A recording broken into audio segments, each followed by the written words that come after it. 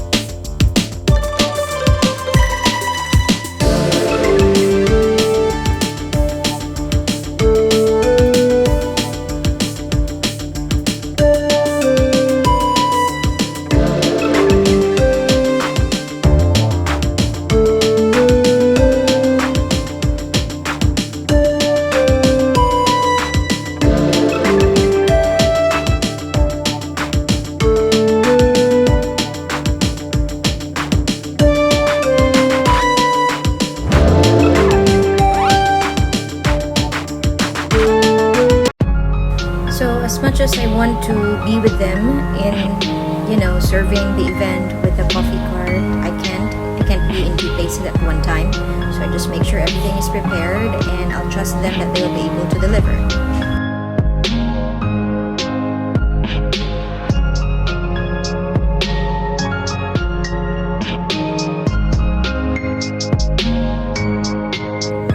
Okay, so I think I'm done. So this machine is already good to go for tomorrow. I already packed those, and then the sauces also in the cart.